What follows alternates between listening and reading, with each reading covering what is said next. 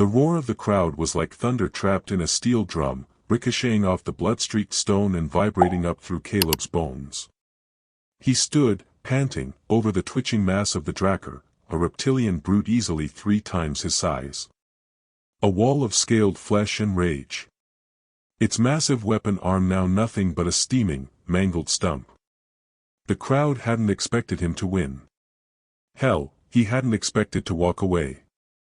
But here he was, bruised and bleeding, victorious. Not because he was stronger. Because he was smarter. It wasn't a fight, it was a trap. A length of chain, a rigged grate, and a burst of scalding steam had done what his fists never could. The Drakkar had charged, Caleb had redirected. He always did. It was how he survived. The arena, a massive bowl of ancient alien architecture, shimmered with the heat of a dozen suns trapped above. And at its highest seat, carved into dark stone like a throne for gods, lounged the reason he was still alive, Kalra. Fiery red hair, feline ears flicking in time with the bloodlust of the crowd, and eyes like molten gold analyzing every twitch, every breath. She didn't cheer. She didn't scowl. She simply watched him like a predator considering its next meal. That was more terrifying than anything he'd faced in the pit. Caleb didn't look away. Neither did she. For one long heartbeat, they were the only two in the universe. Then the spell broke. Back in the cells, the stench was worse than the memory of death. Damp stone, sweat, and the metal tang of fear hung in the air like fog. Grax, his cellmate, sat sharpening bone on bone. "You just signed your own death, human," he growled without looking up. Caleb winced as he pressed cloth to the gash in his ribs. "By surviving?" "No," Grax snorted, "by being clever. You gave them a puzzle. They pay for blood. The master wants blood. And she," his head jerked toward the stone ceiling, "wants strength. Not tricks." He knew who she was. Kalra. The champion of the Voros pit. A legend draped in muscle and myth. He'd watched her once, an elegant storm of death. She killed with precision, mercy even. Caleb didn't fight like that. He fought like a trapped animal, grimy, desperate, determined to live. The next morning, the announcement rang through the cells, booming like divine wrath. Caleb of Sector Theta will face the Sorgoth. Even Grax paled. That ain't a warrior. That's an executioner. The Sorgoth was part beast, part nightmare, 6 legs, claws like plasma-forged razors, and armor harder than ship-grade plasteel. Not a match. A message.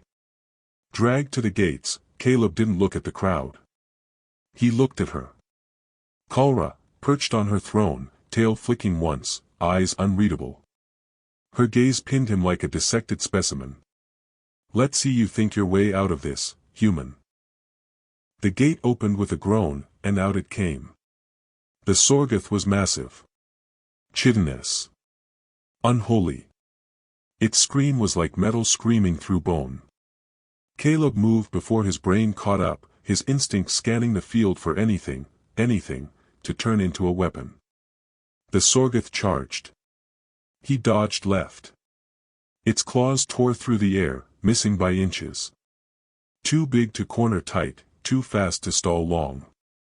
He ducked under a fallen pillar, leading it in a chase through broken stonework and shifting terrain. It roared again, the arena trembling. He spotted a fissure in the floor. A structural flaw. Narrow. Deep. A gamble. Caleb tore a strip from his tunic and waved it like bait. He feinted right, then dashed left, luring the beast in. It lunged, and fell. Its front claws wedged in the gap, trapped. Without pause, Caleb grabbed a broken spear and slammed it into a cluster of unstable rock above. The avalanche wasn't massive, but it was enough. Stones and shards rained down, pinning the beast. The crowd didn't cheer. They gaped. And then, slow clapping. Deliberate. Measured. Caleb turned. Kalra was on her feet. Applauding. Not mockery. Not respect, exactly. Something else. Challenge accepted. His legend began that day. Not with glory. But with survival. They gave him 3 days to rest, but rest was impossible. Caleb spent them pacing the narrow confines of his cell, running simulations in his head. Not just of combat, but of her. Kalra. Her movements. Her eyes. The way her tail signaled more than her face ever did. She had looked at him differently after the Sorgoth. Not like a curiosity anymore. Like a question waiting to be answered. The next fight was different. It wasn't an execution, it was a statement. They sent him back against the same Drakkar he'd beaten before. Only this time, there were no grates. No tricks. No chain lying conveniently on the ground. This was personal. And the prize wasn't credits or another week alive, it was the right to challenge the champion. Her. The Drakkar roared and lunged, blind with humiliation and rage. Caleb didn't dodge. He absorbed the impact, let the creature tire itself. A tactic from his old training: conserve, wait, strike. The alien strength was undeniable, but predictable. Caleb targeted its knees, joints, weak points. Wore it down. And then, with a savage hook and a cracking sweep, he dropped it. No tricks. No clever angles. Just brutal, calculated violence. The crowd went wild. They'd seen him be smart. Now they'd seen him be strong. That was when he knew she would come. That night, the heavy door to his cell hissed open. The guards didn't escort her. They vanished. Kalra stepped inside like smoke on the wind. No armor, no weapons, just a dark tunic and bare feet on cold stone. But she carried more weight in that moment than any armored Hulk in the arena ever had. Caleb stayed still. This was not a fight of blades. She didn't speak. Just circled him slowly, eyes roaming over his body like a scanner searching for weaknesses. His scars. His posture. His breathing. She was cataloging him. And he let her. Her tail moved in slow arcs, twitching only when she was displeased. Her breath was measured. Her muscles coiled and uncoiled with feline control. At last, she stopped directly in front of him. He could feel her heat. Her presence was suffocating. A low, rumbling sound came from her chest, not a growl, but not comfort either. She stared at him. Into him. And then she left. Silent. Gone like a dream. But something had happened. Some line had been crossed. The duel had already begun. The day of the championship arrived like a thunderstorm. The arena was a storm of faces and banners and alien voices. But none of it existed for him. Only her. She stood on the far side of the sand, a living weapon in black steel and crimson mane, her serrated blade glinting. She didn't posture. She didn't roar. She just looked at him like she always had, except this time, there was something else there. Respect. Maybe. Or something darker. The master's voice thundered. Announcements. Drama. Hype. All meaningless. The match began. She moved like a pulse of violence, fluid, lethal, surgical. Caleb didn't block, he redirected. Didn't strike first, he anticipated. He didn't fight her. He danced with her fury. Every clash echoed through his bones. Every dodge left him breathless. He knew he couldn't beat her head-on. So he wore her down. Used the arena again, pillars to redirect her momentum, soft sand to slow her advance, the uneven terrain to force tiny missteps.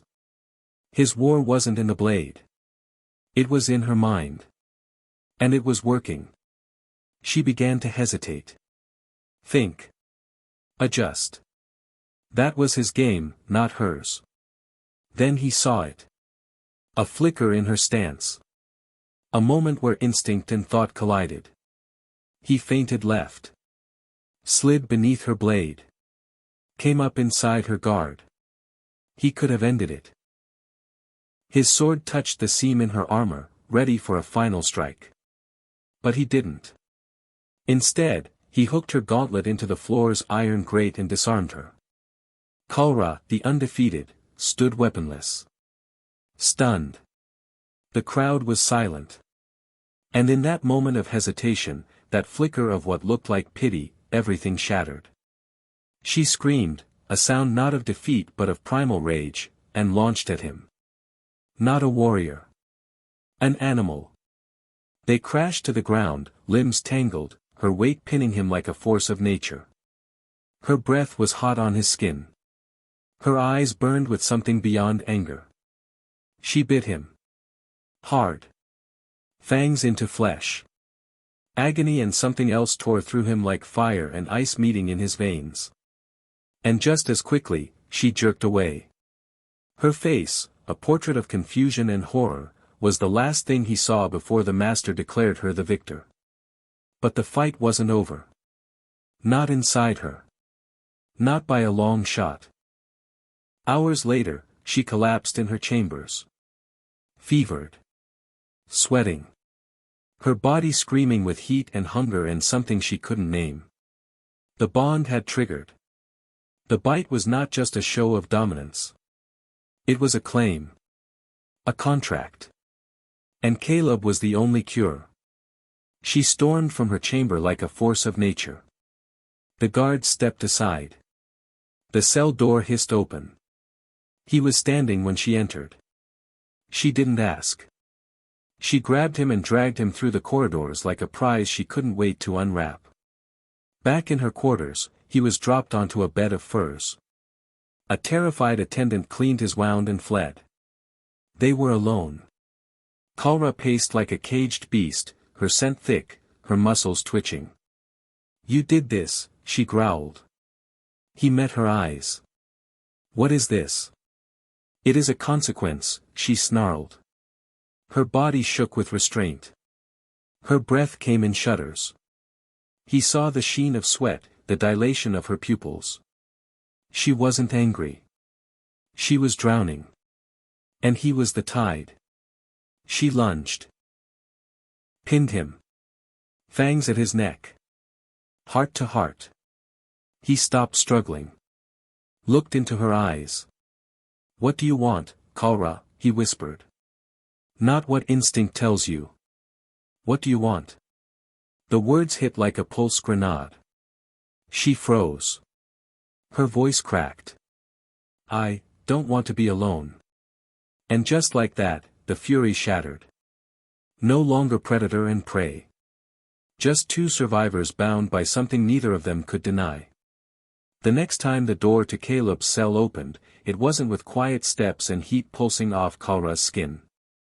It was with the clamor of iron boots and the arena master's smug, oily voice echoing from beyond the bars. "Our heroes," he sneered, "the crowd demands an encore." Kalra's response was icy. "There will be no encore." But this wasn't a request. Guards moved in with practiced coordination, not to contain, but to escort. The master's plan had been set in motion before either of them realized it: use their bond, their chemistry, their raw heat and unpredictability. And turn it into a show. One that would end in blood. Preferably theirs. Back in the pit. But this time, not as rivals. As partners. The crowd was already roaring when they emerged into the blinding sun. Only now the tone had shifted. Less bloodthirst. More fascination. They were no longer watching a man and a beast. They were watching a myth unfold in real time. The gates across the sand creaked open. Three things stepped out. Tall. Gleaming. Wrong. Cybernetic predators. Not beasts of nature, but nightmares engineered, flesh fused with metal, eyes like sensors, weapons humming with suppressed plasma charges. Military-grade kill drones enhanced with living tissue. Illegal. Lethal. And completely unbalanced. Caleb's instincts screamed. "This is a setup," he murmured, standing back-to-back with Kalra. "They think I've gone soft," she hissed, hand gripping her blade. "They think I have." She flexed, ready to charge. He stopped her with a word. "No." She snarled, but then she looked at him. And she saw it, the same look she'd seen when he turned a death match into a puzzle. Strategy, not panic. Her tail flicked once. "Tell me what to do." The cyber beasts lunged. Left. Draw the big one to the pillars. She was already moving, her body becoming silver fluid. One bolt of plasma sizzled past her, catching only air. She deflected another with the flat of her blade, diving through stone ruins. The largest beast followed, lured by her impossible grace. Caleb stayed low, eyes tracking every twitch. He grabbed a handful of the arena's fine metal-laced sand and flung it at the nearest predator's eyes. Its sensors blinked red, then white, as vision failed. It shrieked, firing blindly, one bolt hitting the third creature in the shoulder. A flicker of opportunity. As the two turned on each other in confusion, Caleb sprinted to Kalra. She was dancing with death, parrying its multi-strike patterns, barely staying ahead of the strikes. But he had watched long enough. It vents heat, after 3 attacks, chest plates open. She nodded once, moving exactly how he needed her to. Dodge. Weave. Feint. Count. The third strike came. The plates opened. Now. Her blade plunged into the core. Not a slash, a surgical kill. Steam hissed. Sparks exploded. The beast detonated in a flare of white and orange. She flipped backward, the explosion propelling her through the air. She landed next to him in a cloud of smoke. Together, they turned to see the last 2 creatures, now damaged and malfunctioning, brought down by the arena guards. The show was over. But the war wasn't. They stood together in the blood-stained sand, smoke clinging to their armor, the crowd chanting in a frenzy. But Caleb wasn't watching the crowd. He was watching the arena master, high on his dais, face twisted with rage. And then he saw it. A flick of fingers. A signal. Snipers. Down. He shouted, tackling Kalra just as plasma bolts seared the space they'd stood in. Public betrayal. A coward's execution order. But the crowd had seen it. They had just witnessed an impossible victory, a myth forged in real time, and now they were watching their champions being gunned down by the very system that created them. The cheers turned to screams of outrage. It was chaos. And in chaos, there is opportunity. Caleb grabbed Kalra's hand. This is it. Now or never. She didn't hesitate. They moved like one. Guards rushed in, but they were nothing compared to what the two had just fought. Caleb's mind processed choke points and formations. Kalra flowed through them like a blade through silk. Their synergy wasn't just chemistry. It was perfect, brutal calculation. They didn't head for the main gates. They went for the lift, the master's private route. Up, not out. The arena master was already trying to escape, his plump body waddling in panic through his viewing chamber. But they were there before he could reach the door. He cowered. Offered bribes. Credits. Freedom. Kalra pressed her blade to his neck. Caleb moved to the terminal. With a few keystrokes, everything changed. A digital pardon for Prisoner 734. Transfer of ownership for a sleek long-range shuttle, hidden in the private hangar. Flight clearance, pre-approved. They left the master sobbing in velvet and spice, his power melting like fat under flame. The ship was waiting. As it lifted from the grime and gore of Voros, the world shrank behind them, a smear of dust and memory on the edge of space. In the quiet hum of the cockpit, Caleb sat at the controls. Kalra stood behind him, her fingers brushing the silver scars on his shoulder, the mark of her bite. The bite, she whispered, her voice stripped of arrogance. It wasn't rage. It was clarity. I saw you. He placed his hand over hers. I know. The fever was gone. The hunger passed. But the bond? The bond was stronger than ever. Not a chain. An anchor. They didn't know where they were going. Only that they were going together. 6 months. That's how long it took for chaos to quiet. For survival to become routine. For Caleb and Kalra to find something resembling peace. Port Anomaly wasn't a paradise, it was a loophole. A trade station suspended in the gravity well of a gas giant, where ancient mercantile law trumped interstellar warrants. As long as your credits were good, no one asked too many questions. Especially not about past lives, blood-soaked victories, or gladiator legends turned fugitives. Their new life was simple, and for a while, that was enough. Their apartment was small, carved out of a converted cargo bay, but functional. The walls still bore scoring from transport hooks, and the hum of life support systems ran like a heartbeat beneath the floor. But here, Kalra didn't wake to the sound of gates opening. Caleb didn't sleep with one eye open. He learned her in silence. The language of her ears, flick left, flick right. Irritation. Thoughtfulness.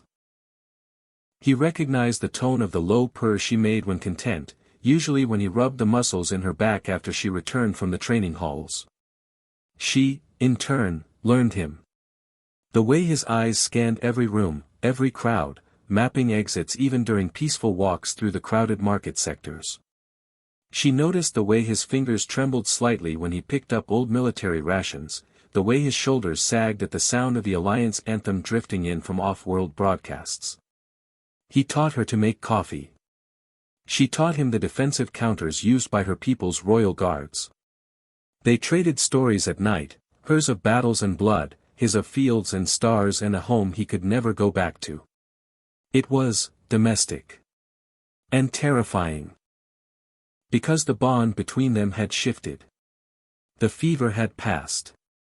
The primal biology no longer ruled them, but what remained was deeper. Stranger. A tether that hummed even in silence. Not obsession. Not dependency. Something like gravity. Constant. Irrefutable. They fought still, but only in underground matches now. Kalra never unleashed her full strength. She held back just enough to stay off the syndicate's radar. Caleb worked as her corner, her strategist.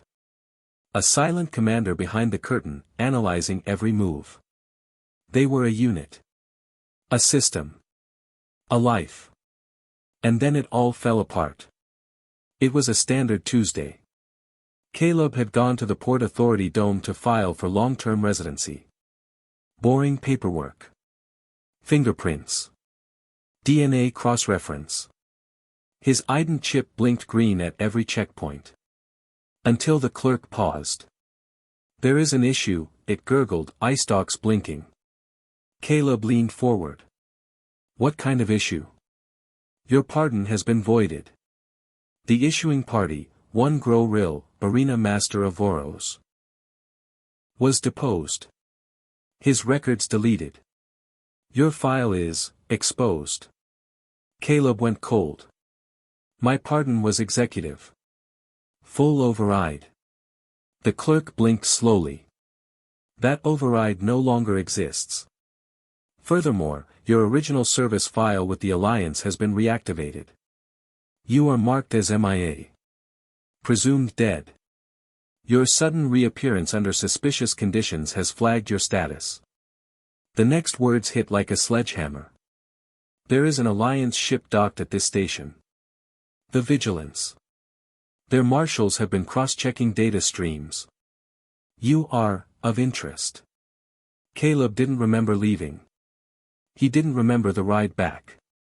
He only remembered opening the apartment door and seeing her, Kalra, standing barefoot in the kitchenette, holding one of those violet-colored fruits she loved, her expression soft, peaceful. It was a dagger to the gut. She turned, tail flicking. How'd it go? We have a problem, he said, and everything warm in the room disappeared. He explained. All of it. The voided pardon. The ship. The marshals. The reactivated warrant. She listened in silence. As he spoke, the champion mask returned, hard angles, slitted eyes. The warmth gone. They have no jurisdiction here, she growled. They do if they declare me a deserter. If they claim you're an unauthorized alien engaging in a bond with a human soldier. He didn't have to finish. Kalra's ears went flat. They'll take me. They'll kill you, Caleb corrected.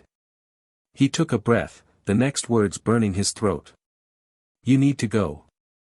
Her body stilled. What? I've plotted a course to the asteroid belt. There's a jump point. The transport has clearance. You can disappear. They won't follow. Not there. Silence. She stared at him, the muscles in her jaw tightening. You would send me away. To protect you. You think I need protection? Her voice cracked like lightning across stone. I think you're the most dangerous person I've ever known. But the Alliance won't care. They'll take you apart to study the bond. They'll destroy you to understand me. You think I'll let them take you, she snapped. You think I'd run while you rot in a cage? That I'd cower on some moon while they dissect you for daring to survive? She moved toward him. Not with rage, but purpose. I fought beside you. I bled beside you. And you think you can make this decision for me? He opened his mouth. Closed it. Then whispered, You're not a soldier. You're. She jabbed a finger into his chest. I am not your weakness. I am your mate. And that broke it. His fear. His isolation. His belief that she needed protecting, shielding. He looked at her now, not as something to save, but as someone who had already saved him. Again and again. I'm sorry, he said. Her voice softened. Then say it right. He stepped forward and took her hand. We face this together. A pause. A breath. She squeezed his hand. Together. Then his mind clicked into gear. The soldier returned. But this time, with her at his side. We can't run. They'll chase us. We can't fight. That's war. But this station, Port Anomaly, has laws. Old ones. Ones the Alliance still has to respect. She raised a brow. What kind of laws? Archaic. Legal loopholes. But they matter. We're not going to hide. He grinned. The same grin he wore in the arena right before something exploded. We're going to file for a formal demonstration. She tilted her head. What kind of demonstration? He turned to the console. One they'll never forget. The meeting room was sterile and silent, its polished surfaces reflecting harsh overhead lights. The Port Authority Administrator, a gelatinous being with 4 retracting eye stalks, sat silently in the corner like a diplomatic tumor. Across the table, Captain Marcus Thorne of the Alliance Vigilance sat like a statue carved from cold policy. He studied Caleb like a malfunctioning weapon, disappointment tinged with clinical detachment. You were declared missing in action during the Cygnus campaign, Thorne said, each syllable clipped and cold. Now, you resurface with a non-sanctioned xenospecies at your side, operating under a nullified pardon from a disgraced third-party official. Your presence here is problematic. Kalra didn't flinch. She leaned forward, eyes locked on Thorn, voice calm and melodic. I am Kalra of Voros. Champion. Consort. Not his captor. His mate. The silence that followed was sharp. Thorn didn't blink. That's an unusual claim. One that Alliance xenobiology doesn't currently recognize. Caleb slid a small data chip across the table. I'm invoking Port Anomaly Charter Code Article 7, the right to demonstration in disputed status cases. The administrator made a wet slurp of acknowledgement. Charter laws allow it.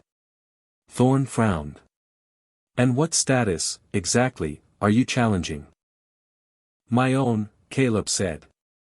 You say I'm a deserter. I say I am under the protection of a recognized citizen of this station. Her mate. The bond is legitimate. I request a demonstration to prove that.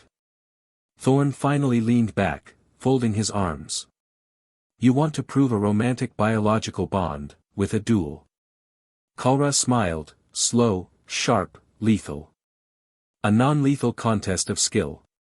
Your best soldier against me. Thorn's mouth twitched, just a hair. You'll get your fight. Gunnery Sergeant Eva Rostova. Battalion champion. No cybernetics. Just pure training. The largest training saw on the station was cleared. The mat gleamed under ring lights. Rostova stood like a wall in combat fatigues, imposing, cold, unreadable. Kalra moved like smoke across the mat. Her limbs were loose, eyes half-lidded. Relaxed. Deceptive. Caleb stood at the edge. Not behind bars. Not behind glass. At her side. Thorn gave the signal. Begin. Rostova lunged. Stance break. Chi sweep, Caleb called, his voice low but clear. Kalra dropped low, sweeping with her leg just as Rostova's center shifted forward. The human sergeant hit the mat hard, surprised. Up again, fast, but not fast enough to hide the disruption in her rhythm. Faint left. Watch her wrist. Nerve strike coming. Rostova feinted, her hand slicing forward, fingers aiming for Kalra's collarbone. Kalra shifted, twisted, caught her wrist, and used Rostova's momentum to spin her off balance again. It was beautiful. Not just a fight. A translation. Caleb spoke in Alliance tactics. Kalra moved with alien grace. She became his hands. He became her eyes. Together, they dismantled Rostova's precision with fluid unpredictability. Every move was countered with a blend of human discipline and feline fury. Submission pattern 3, Caleb said. Kalra caught Rostova mid-strike, flowed behind her like wind-wrapping stone, locked her into a perfect non-lethal takedown. One arm pinned, the other behind her back. Kalra held it just long enough for the silence to register. Then let go. Rostova stepped back, chest heaving, eyes wide. She wasn't angry. She was stunned. Respectful. Defeated. Thorn rose slowly.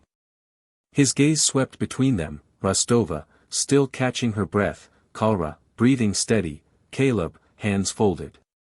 He had seen what he needed to see. Not a soldier gone rogue. Not a victim of manipulation. But a team. A bond. A symbiosis. Finally, Thorn spoke. The record will reflect that Sergeant Caleb M. died honorably during the Cygnus campaign. His body was never recovered. He looked Caleb dead in the eyes. It's a tragedy. He will be remembered. It wasn't a pardon. It was an erasure. Caleb nodded slowly. Thank you, sir. Thorn turned to Kalra. Your demonstration has been instructive. The Alliance appreciates the clarity. He left. No handcuffs. No security team. No final threats. Just silence. Later, their ship drifted away from Port Anomaly, its lights dimming as it left the station's orbit. Stars spread wide ahead of them, open, waiting. In the cockpit, Caleb sat in the pilot's seat. Kalra stood behind him, her hands resting gently on his shoulders. The mark on his shoulder, the bite, had faded into a silver crescent. A scar, but not of damage. Of definition. "You stood with me," she whispered. "You didn't hide me." "You're not a weakness," he replied. "You're my anchor." The hum of hyperspace grew louder as the stars elongated. Kalra leaned down. Her breath warm against his ear. "You asked me once what I wanted," she murmured. "I want this. Not the arena. Not the crowds. Just, this." He smiled, the kind that started in his eyes. "And now we choose where to go next." Their ship vanished into the stars, bound not by gravity, not by orders, not by duty. But by each other. Final closing, 300 words. Their journey didn't end with the escape, or the duel, or even the alliance walking away. It began with a moment, a decision not to dominate, but to stand beside each other. Two warriors from different worlds, once forced into roles of predator and prey, now something else entirely. Equals. Partners. The bond that began in blood and biology evolved into something far rarer in the galaxy, understanding. In the endless black of space, there are stories like theirs scattered like stardust. Myths of humans and Xenos who crossed lines drawn by fear, built bridges with trust, and rewrote the rules not through violence, but by surviving, by choosing. Caleb and Kalra weren't just fighters in an arena. They became the architects of their own legend. And somewhere out there, beyond regulated borders and forgotten wars, they're still writing it. Not as fugitives. Not as trophies. But as a team, carving their place in the stars one jump at a time. If you found this story thrilling, if it pulled you into a world of fire, steel, and unexpected love, don't forget to like the video, subscribe for more epic sci-fi sagas, and share it with someone who'd fight through an alien arena to protect you. More tales from the void are on the way. Until then, keep your shields up and your hearts open.